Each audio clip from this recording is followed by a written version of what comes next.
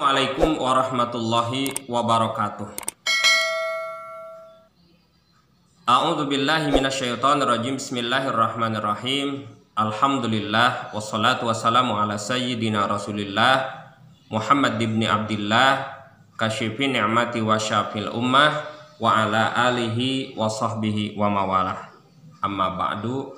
Faqad qala Allah Ta'ala fi kitabil karim wa huwa asdaqul qailin. A'udzu billahi minasyaitonir rajim. Bismillahirrahmanirrahim. Fasholli li rabbika wanhar. Masih berkaitan dengan bab salat Idul Fitri dan Idul Adha.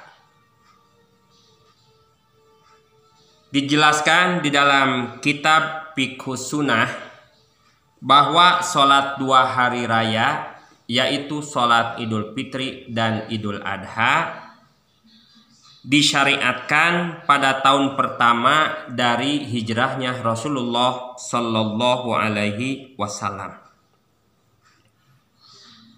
yang mana jumhur ulama mengatakan bahwa hukum kedua sholat hari raya, yaitu sholat Idul Fitri dan Idul Adha, itu hukumnya adalah sunnah muakkad, sangat dianjurkan sekali, atau sebagian ulama mengatakan hampir mendekati kewajiban hukumnya. Makanya dalam salah satu pendapat imam madhab, yaitu imam madhab Abu Hanifah, ya, dalam madhabnya salah satu riwayat mengatakan, ya, bahwa madhab Abu Hanifah itu mengatakan bahwa hukum sholat hari raya itu hukumnya wajib. Tapi jumhur ulama mengatakan bahwa hukumnya adalah sunnah muakkad, sangat-sangat dianjurkan sekali. Dalam kaitan sholat hari raya, Rasulullah Shallallahu Alaihi Wasallam sangat menganjurkan sekali, memerintahkan kepada umatnya baik laki-laki maupun perempuan untuk bisa menghadiri pelaksanaan sholat hari raya, baik itu hari raya Idul Fitri maupun Idul Adha. Masih dijelaskan dalam kitab Fiqhus Sunnah Said Sabiq, ya, yang disusun oleh Syekh Said Sabiq ini, ada beberapa hal yang dibahas berkaitan dengan masalah sholat hari raya. Di antaranya adalah, ya, disunahkan sebelum berangkat sholat Id untuk mandi dulu. Setelah itu disunahkan memakai wangi-wangian dan juga disunahkan mengenakan pakaian terbaik atau pakaian yang kita punya, lalu kita pilih mana pakaian yang dianggap paling baik di antara pakaian-pakaian yang kita punya. Karena hal ini, ya, berdasarkan beberapa dalil dari apa yang telah diriwayatkan di dalam hadis. Salah satunya, ya, sebagaimana diriwayatkan oleh Hasan As-Sibti, meriwayatkan bahwa Rasulullah Shallallahu Alaihi Wasallam memerintahkan mereka agar pada hari raya mengenakan pakaian yang terbagus, lalu memakai wangi-wangian yang terbaik, dan apabila mau berkurban pada hari raya Idul Adha juga harus memilih hewannya yang baik dan yang betul-betul hewan itu berharga.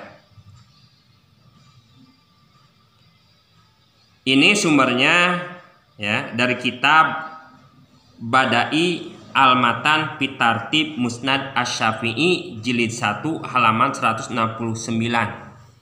menurut tukilan Syekh Said Sabiq. Lalu selanjutnya, ya, ketika kita akan berangkat baik sholat Idul Adha maupun sholat Idul Fitri, nah di sini ada kesunahan yang lainnya, yaitu apabila kita mau pergi sholat Idul Fitri, maka disunahkan kita ini untuk makan terlebih dahulu atau mencicipi makanan, semisal ya kurma dan makanan yang lainnya. Dan dalam salah satu hadis Rasulullah mencontohkan bahwa beliau ketika akan berangkat sholat Idul Fitri, beliau makan kurma dulu dengan jumlah yang ganjil. Nah, ini ada riwayatnya ya di dalam riwayat hadis yang sahih, yaitu hadis riwayat Imam Bukhari.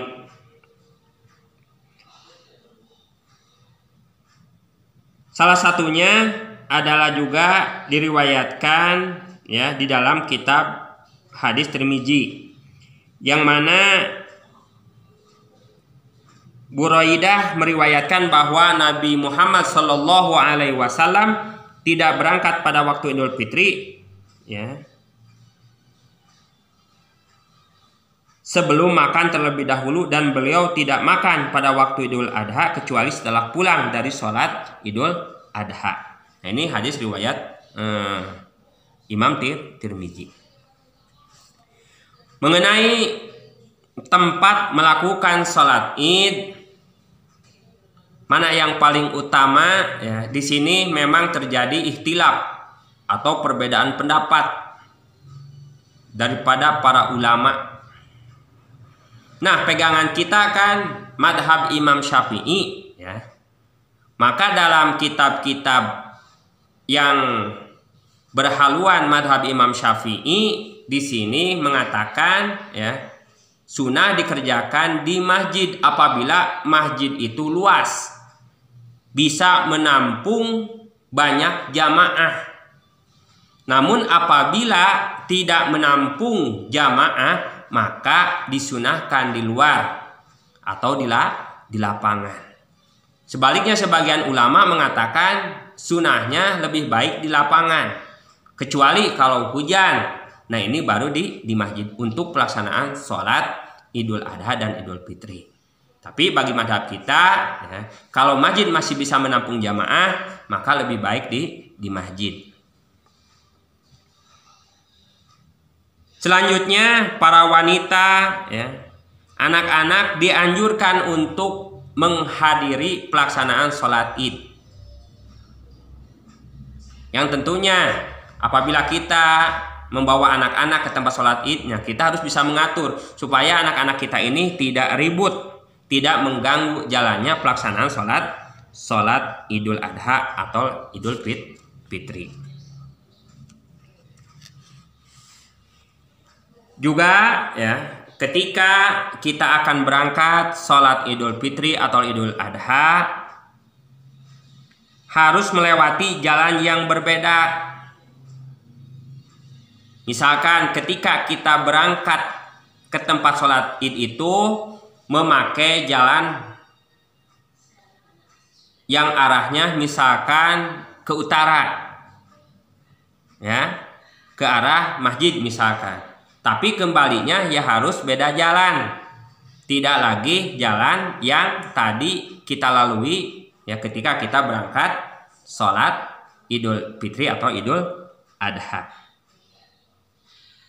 Karena hal ini berdasarkan sunnah Rasulullah Sallallahu Alaihi Wasallam, sebagaimana Jabir radhiyallahu an meriwayatkan bahwa Nabi pada waktu hari raya ketika berangkat dan pulang dari sholat Id menempuh jalan yang berlainan, jalan yang berbeda. Ini hadisnya riwayat Imam Bukhari, ada dalam kitab Sahih Bukhari ya, termasuk juga yang diriwayatkan oleh Abu Hurairah, di mana ini hadisnya diriwayatkan oleh Ibnu Majah di dalam Sunan Ibnu Majah.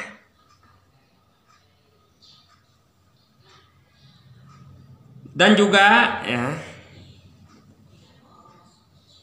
diusahakan ya waktu pelaksanaan sholat id,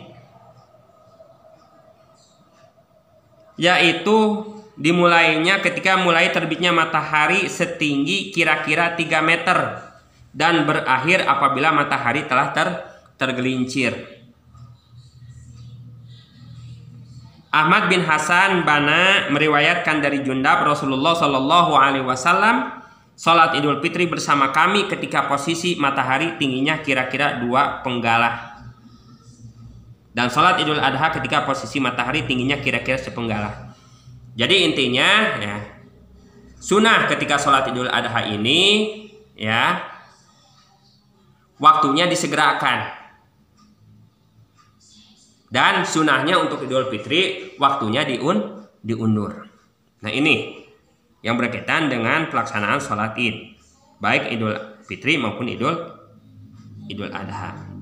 Sebab salah satu ulama juga menjelaskan, Ibnu Qudamah, dia berpendapat disunahkan menyegerakan sholat Idul Adha agar terbuka kesempatan yang luas bagi umat Islam yang akan berkurban. Sebaliknya, disunahkannya mengakhirkan sholat Idul Fitri agar terbuka pada kesempatan luas bagi umat Islam untuk mengeluarkan zakat fitrah.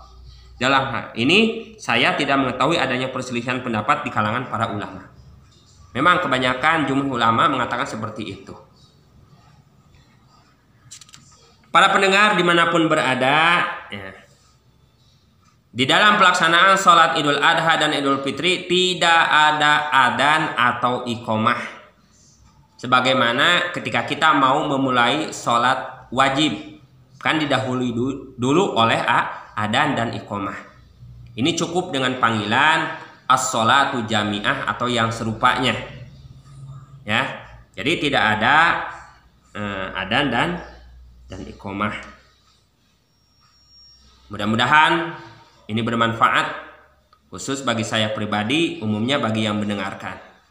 Wallahu a'lam bishawab, wallahu muwaffiq ila aqwamit thoriq. Wassalamualaikum warahmatullahi wabarakatuh.